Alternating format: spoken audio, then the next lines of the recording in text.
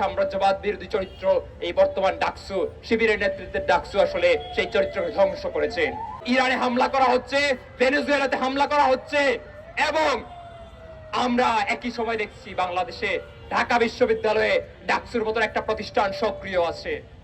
কিন্তু অত্যন্ত দুঃখের বিষয়, এর বড় কোনো প্রতিবাদ তাদের দ্বারা সংগঠিত হইতে দেখি নাই। ডাকসুর নেতৃত্বে এবং আমাদের বন্ধুপ্রতিম সংগঠন ছাত্র ইউনিয়নের নেতৃত্বে যে আমেরিকা বিরোধী বিক্ষোভ হয়েছিল, সেই বিক্ষোভে ছাত্ররা প্রাণও দিয়েছিল। ভিয়েতনামে তারা যুদ্ধ পরিচালিত করেছিল অন্যায়ভাবে।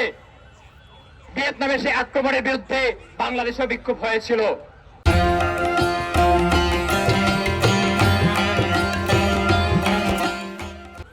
এবং আমার অত্যন্ত গর্বের সাথে বলি, এই বাংলাদেশে ভিয়েতনামে আক্রমণের বিরুদ্ধে যে বিক্ষোভ হয়েছিল, সেই বিক্ষোভে বাংলাদেশের প্রথম ছাত্র হত্যা সংগঠিত হয়েছিল।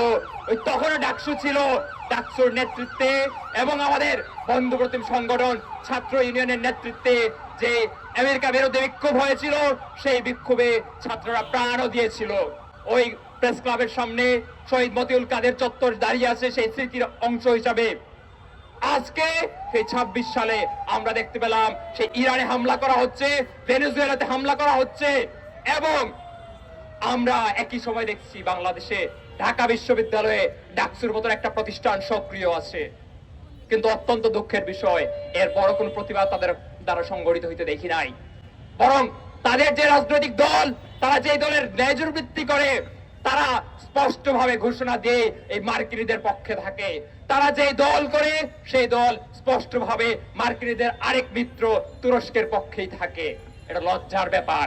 ঢাকা বিশ্ববিদ্যালয়ের যে সাম্রাজ্যবাদ বিরোধী চরিত্র, সেই ভিয়েতনাম সংহতির মাধ্যমে আসলে গঠিত হয়েছিল, সেই সাম্রাজ্যবাদ বিরোধী চরিত্র এই বর্তমান ডাকসু শিবিরের নেতৃত্বের ডাকসু আসলে সেই চরিত্রকে ধ্বংস করেছে।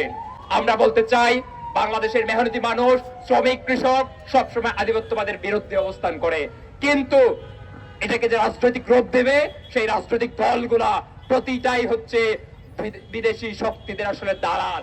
এই দালালদের বিরুদ্ধে যদি আমরা অবস্থান না নিতে পারি, তাহলে বাংলাদেশকে কখনোই আসলে এই সাম্রাজ্যবাদী শক্তির রাহুগ্রাস থেকে আমরা মুক্ত করতে পারবো না।